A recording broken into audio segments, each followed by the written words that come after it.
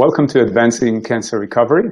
My name is Avinoam Lerner, and today as we continue our quest for inspiration, we are truly blessed because we are, well, in the presence of greatness, I would say.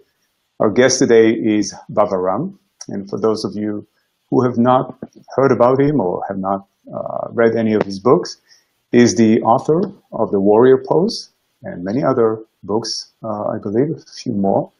We'll find out soon. News war correspondent back in the 80s and 90s, covering a great deal of the turmoil of the time, be it the Persian Gulf War, the Soviet occupation of Afghanistan, worked in South America, in Asia, and I believe a few other places that I've missed, but you can correct me later. And we're not here to talk about his career as a journalist, because that career was as interesting as it is, because that career was came to a halt by a broken back and a failed surgery, and on top of that, a diagnosis of stage 4 cancer, which he healed himself from with the power of yoga and the science of Ayurveda. So I'm very much looking forward to learn about that. If you made plans for the next 15 or 20 minutes, cancel them because you want to stay tuned and hear podcast. Welcome. My name is Avinoam Lerner. And when I'm not interviewing amazing people like Bhava, then I help cancer patients who wish to play a greater role in their own recovery, their own care, but feel stuck, feel punished, even afraid, even helpless. I help them break through these obstacles and enhance their ability to recover and benefit from treatment by addressing and resolving what I call their self-mutilation protocols, those mental and psychological patterns that research has shown to suppress immune function and the body's ability to do so. So if this is you, if you want to learn how to get ahead in your treatment program, all you got to do is write the word learn below in the comments, and I'll reply to you with an invitation to my free half-hour Breakthrough to Recovery consultation. All about that a little later as well. For the time being, welcome, Bhava. Hello, Avinoam. It's good to be with you. You are doing wonderful work, and I really admire what you're offering to people who are in the process of facing cancer and seeking cancer recovery. Thank you so much. I mean, there's so many things that we can talk about, as we kind of covered before we got on live, but we're here to talk about specifically your remarkable journey from a place that I can't even begin to imagine. And I want to give you an opportunity to tell us where you were and how do you deal with all this darkness? So the stage is yours. Tell us a little bit about you. Well, if anyone out there is watching, and I assume there are given your following, who is facing a diagnosis of cancer or has loved ones who are facing a diagnosis of cancer and they're looking for hope and avenues to go down, the first thing I want to say is there is hope. No matter what you're facing right now, there is hope, and it's often something that you never even knew existed, because we have, in many ways, a great westernized medical system. In many ways, however, it absolutely fails us. We know it's too profit-driven. We know that big pharma is too profit-driven, and that the paradigm is often called cutting, which is surgery, burning, which is radiation, and poison, which is chemotherapy and pharmaceutical medications. And the hope is that you actually can take charge of your life, and no matter what your circumstances, you can maximize your healing potential. That's the message I would really like to get people to embrace right now, is to use this really terrible, daunting life crisis that you're in. And if you're there, I really understand, because I've been there. Use it to empower yourself and to take charge of your life. This is usually not offered to you by your physicians. They may have great offerings, but the most important thing is to take charge and to start to alter your life so that you maximize your healing potential. I was fortunate. I really committed myself, and after a process of several years and self-purification that we can discuss, I healed from stage 4 cancer when my doctors told me I would not live for 2 years, basically to get my healthcare directive in order and to write my will. I want to just kind of touch upon that, because you were, I mean, I can't even imagine. I just want to draw the picture for people. You were a war zone correspondent, right? You were you were in the field, so to speak, and then you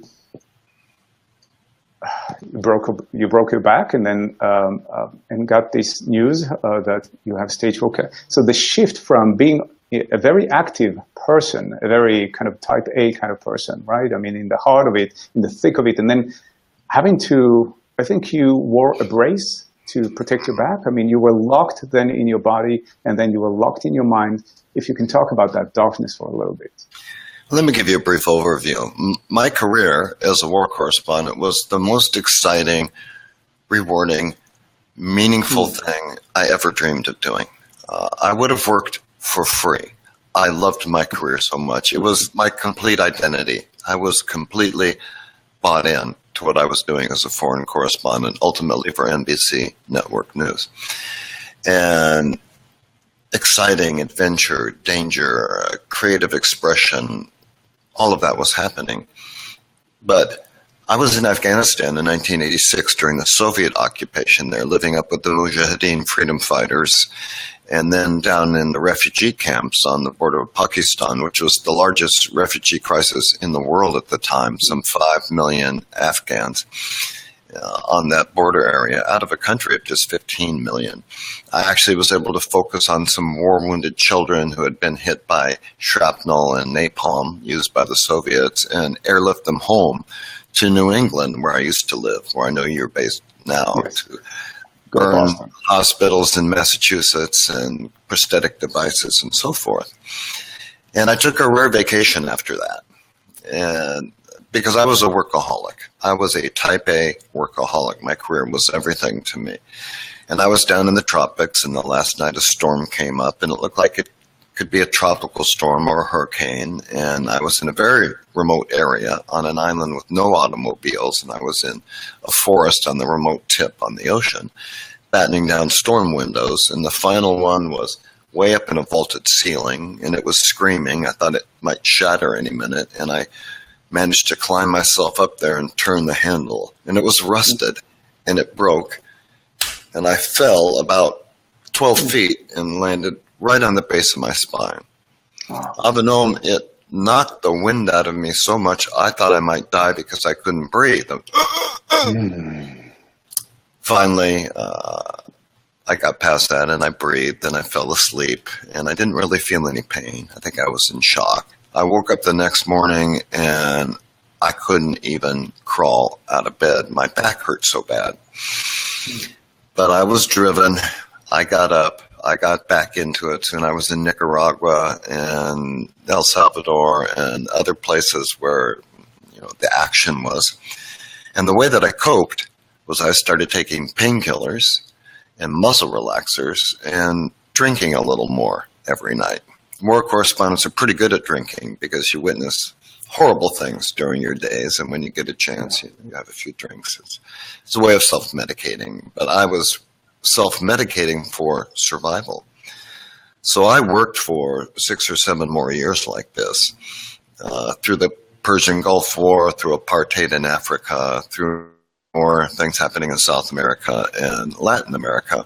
My career going skyrocketing upwards, my mental and physical health, the opposite trajectory. In the early 1990s, after the Gulf War, I was put in charge of all of Asia, living in Hong Kong. An even bigger dream of my life. I was covering Japan and China and Vietnam and Thailand and Philippines. I was in the Philippines on a story, and at the end of a long day, I was at the hotel. We were about to edit videotape, and I leaned over to look at the tape, and something in my back popped.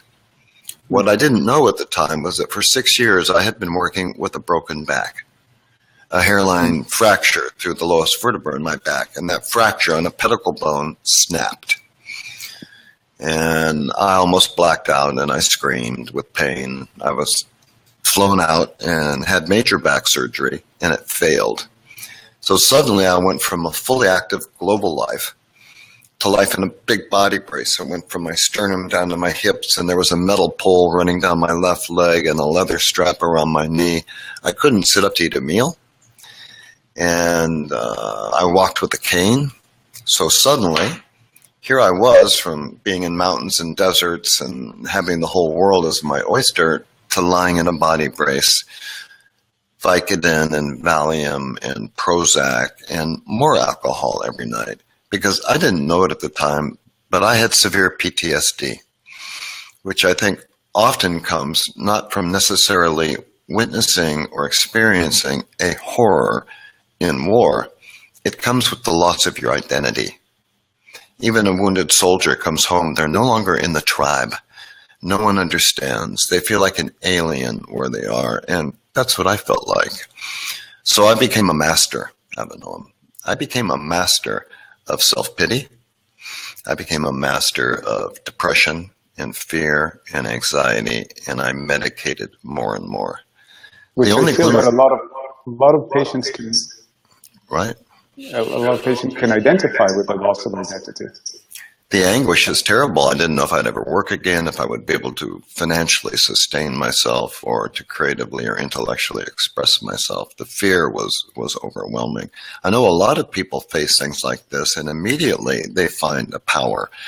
And I really admire those people. I wish I had been one of them, but I wasn't. The only ray of hope that came into my life during this time was I had a boy. My only child. This was just before Christmas, 1997, and he lived on top of my body brace, and he gave me hope. I realized, well, I do have an identity. I'm a daddy. Yeah.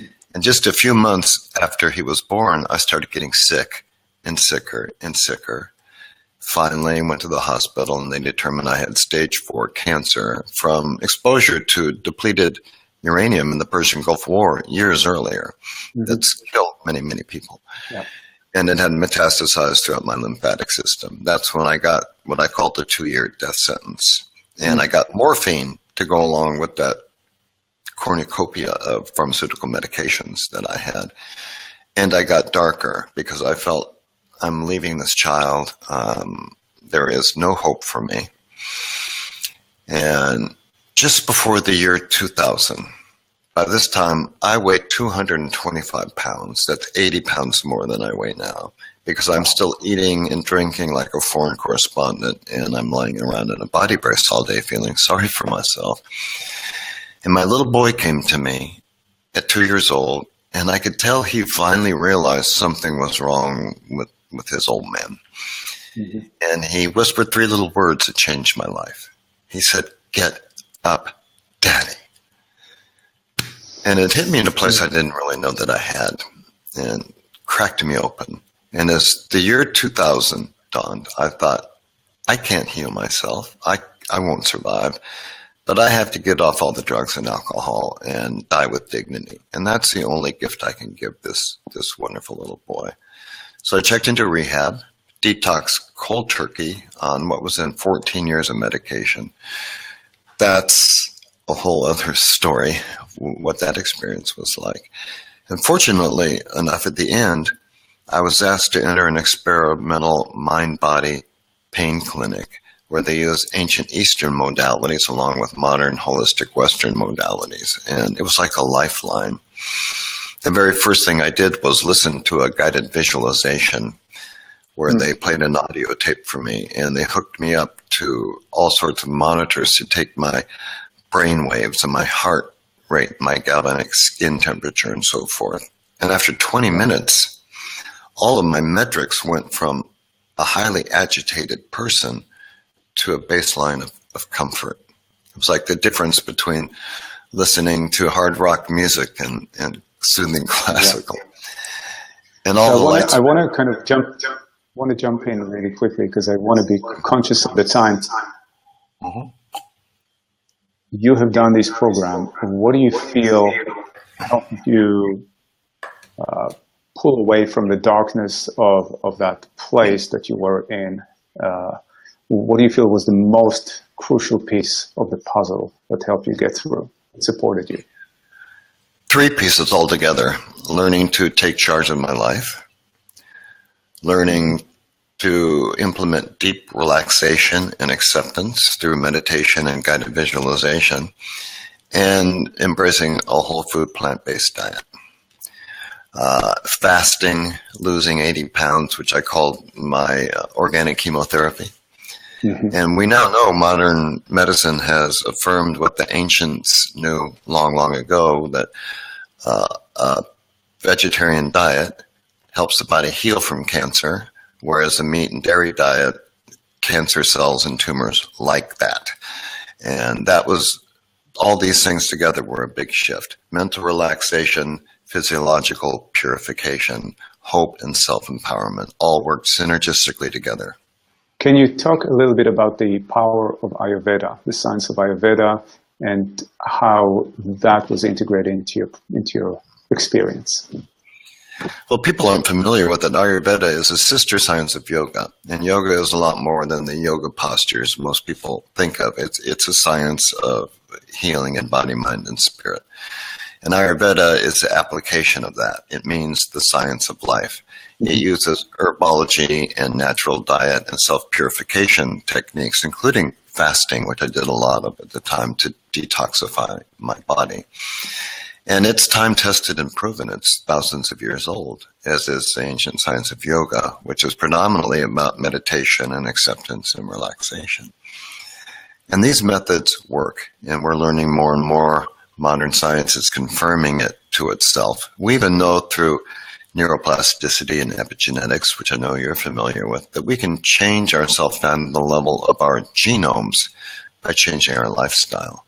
Absolutely. So the whole key is taking charge, believing in yourself, and moving forward to maximize your healing potential. So that's what I hope that people watching this little broadcast will do, because we only have 20 minutes. Your life is rich, and your journey back to health is nothing short of remarkable. And I want people to know, A, that there is hope, that B, that there are many things that they can do for themselves while their medical team is caring for their body with the best technology that we have. There's still no substitute. And I think one of the books that you recommended over the years is Dr. Emmett, Deep Healing. And it's a fantastic book. And there's, I think there's a quote there that he says that without this inner capacity of the body to heal, the marvels of technology would not have been beneficial anyway. So we need to be able to be to harness this inner ability as much as we need to submit our body to treatment. It's yes. And Dr. Emmett Miller, who was the person who recorded that first audio tape that I listened to in that pain center, now that was 20 years ago. And he's become a colleague. We've taught together, and I absolutely love and admire and respect this person. He was a traditional Western doctor who left surgery, who left medication, because he realized the power of us to heal through taking charge of our mind and harmonizing our bodies together with our mind. And so he is one of the fathers of holistic medicine and of self-healing. And his book is very powerful. Yeah, we'll put the link to his book there. I want you to offer people ways to reach you. I want anyone who is watching us, even if in the replay, to be able to reach you. How can they find you? Well, the website is bhavaram.com, and I know that's an unusual name. It's from Sanskrit, from India. Bhava is B-H-A, V as in Victor, A-R-A-M. .com. I imagine you'll put it up on the screen as well, and that has ways to contact me. Like you, I work with people who are seeking wellness and recovery and vibrance and full self-expression. I really feel devoted to that. It's nice to have met you through the Anti-Cancer Club. Absolutely. And the wonderful work that they're doing, and to realize that, folks, we're all in this together. Yes. We're all really in this together, and together we can heal. More than 1 million Americans are going to die this year from the three big killers of cancer and heart disease and stroke. And 70 to 80% of those are preventable. It's not a genetic inheritance or an accident. It's usually relates directly to our lifestyle. And if we can make those shifts in our lifestyle, we find vibrance, empowerment, and healing and creativity, and it influences every other aspect of our lives. So there's always a beautiful opportunity for healing and growth, just waiting for anyone to embrace it. Thank you. Thank you so much. I can't thank you enough for joining us this afternoon. I appreciate your time, your wisdom, and all I can say, people, reach out to Bhava Ram and know that there is help all the way around. There is support. And until next time, until next week, we will continue to be here.